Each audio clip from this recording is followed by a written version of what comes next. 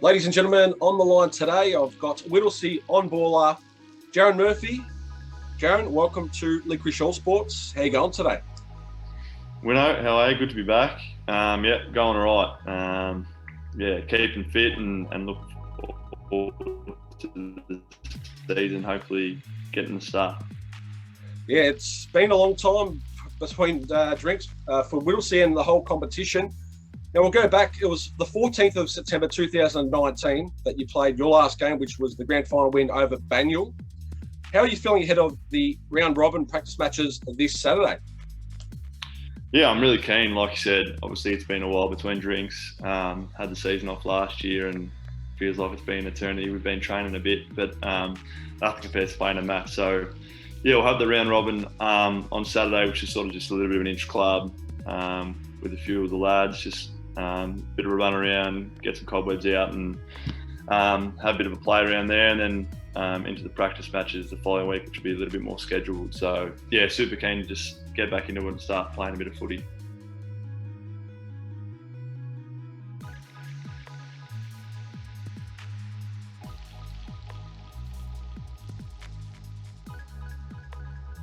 You mentioned the practice matches. So for the Whittlesea Eagles, who are they against and where will they be played? Yeah, so we'll be playing our first one against Whittlesea. We had that scheduled for last year before COVID hit, and we were going to get up there and sort of spend a night up there and enjoy the river. But that's had to change. So we're playing them at North Wangaratta's ground now, just so we don't have to get out of Victoria in case COVID or something hits. So that's sort of the times we're in. But we'll play them there in the first one, and then we've got Doncaster at home. So they were Eastern Footy League, I think premiers or up there in Division 1 last year, really good side. And then Altona as well at home the following week before a break, and then into round one against Greensey. So, yeah. Sounds good, and sounds like the preparation. I've been following the Whittlesea Eagles socials, and it's fair to say Coach Blair Harvey has been busy off the track. So some of the signings, you've signed Jake Wild, Daniel Ferranato, Max Dyson, Mitch Wild, who's the brother as well, Rolly Disco Dyson, your former captain, Cody Brunsworth from Lorimer, Cam Wild, which is another brother, he's a mid forward from the Northern Blues, and Lockie Betty, and there's just too many to name. So I've been following all these signings. So how are those guys, I suppose, moulding into the older group that I suppose played in your last premiership, which was 2019? Yeah, for sure. I think that's the exciting thing. Obviously, we won the flag in 2019, but the best thing about it was we had a really young group. And that's sort of what Stinger tried to push when he came to the club. And I think having a young group has made it easier to get heaps of younger blokes into the club. So like you mentioned there, Cody Bumworth's only 17. He's come across from Lorimer. He's got a heap of potential. The three Wild boys are all still at a reasonably young age. So they fit really nicely in with our demographic. And then, of course, you got, your Dyson signing back on who add that experience and the sort of hard edge to the side as well with that experience and what they've done for the club already. So, yeah, Stinger's been super busy, like he always is. But, yeah, there's a few really nice signings there. And Ferranato, Fez, comes across from a basketball background where he has played at sort of a national level there, and hopefully he can transition those skills into football and make a start for us round one. So yeah, it's super exciting, and having new blokes there, young blokes, just lifts the vibe of training too. So that's good. You mentioned round one there. Now, Coach Blair Harvey, he, as you mentioned, Stinger, he had an amazing career both on for Heidelberg and off. As far as a coach, how far does he think you guys can go? Like in the inner sanctum of Whittlesea at the showgrounds there. I suppose with all this signing, it's a little bit of the unknown, but up against Greensborough in round one, which is only a couple months away, April the 10th, and you'll be playing that one at home. You're going to probably be setting yourself up against one of the, in my opinion, from watching them in 2019 grand finalist Greensborough, and they're going to be a hard side to beat in Division 1. So I suppose the barometer, is there any limits to how far your coach thinks you can actually go in Division 1 in season 2021? Definitely not. I think Stinger, when he came to the club, set the I guess, the parameters out that we wanted to win that Div 2 flag early on while he was there, and then push for sort of finals or even better in our first year in Division 1. So that's still the goal, and I think we're really hopeful with our young group. You know, we've got blokes sort of coming into their prime now, rather than, you know, usually when you win a flag, you might have blokes who are on the out, are getting older, starting to retire, or, you know, look to go to another club. So we've still kept that young core group together. I think only 2 or 3 blokes maybe left from our 2019 flag. So, yeah, I think we're really optimistic about how we can go, and, you know, confident that we've got the right cavalry to get it done, and the group's really confident about and bullish about sort of what we can achieve, and so is Stinger. But like I said, it hasn't just been something that he's thought about coming to this season or whatever. He's had that from the outset, that we know we're going to be a Div 1 side that can play good footy. So, yeah. So, Jaron, I'll focus a couple of questions on yourself now. Where do you think you are as far as your fitness level and I suppose your experience as you come into season 2021? Yeah, I'm really happy with where I'm at, Winnow. I think obviously I'm sort of starting to get to that age where I should be playing more consistent footy. I think when I was younger in my last sort of few seasons, there's been games where I've played really well and then games not so well.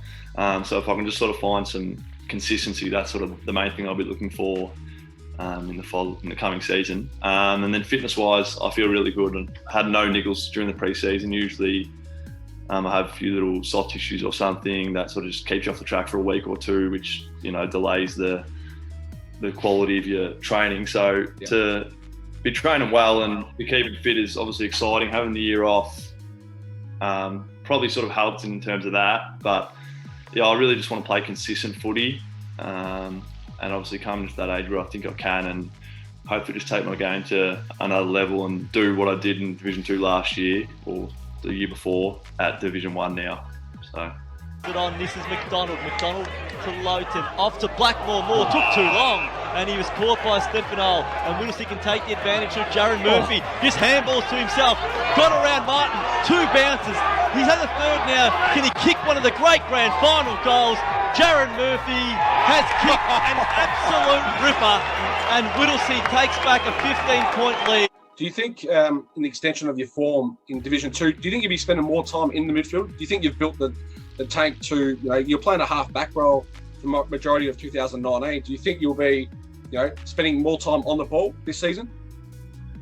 I think on the ball, we've probably got our stocks pretty covered in there. With Zav, the Wild Boys coming in, Cam Barrett's another one who signed in the pre-season, who we haven't mentioned, who's hard-nosed sort of inside mid.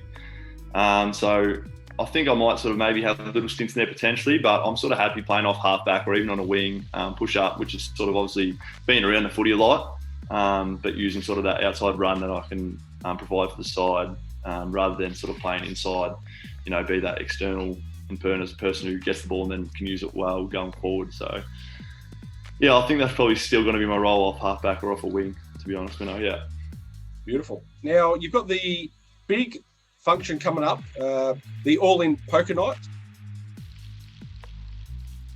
So tell the listeners a little bit about that and how they can get involved at the Whittlesea Showgrounds upcoming.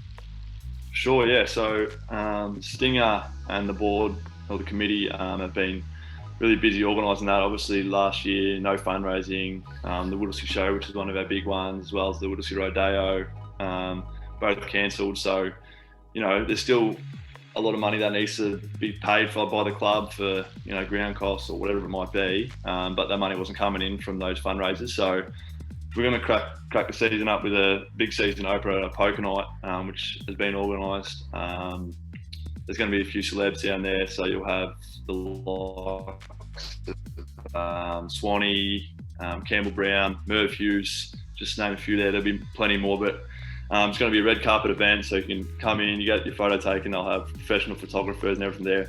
I think it's $100 a ticket or $110 maybe a head, and you get, you know, drinks on entry. There'll be dinner there, and then obviously a poker night where you start with sort of a certain amount of chips, and you can walk away with a bit of coin at the end of the night, which is nice as well. So yeah, it's a big one, something we haven't really done before. I mean, we've had sort of little poker nights, but this is sort of more serious. They've got actual dealers there and tables and things like that. So yeah, it's pretty exciting. And yeah, really looking forward to it. I think they're trying to get 200 in there.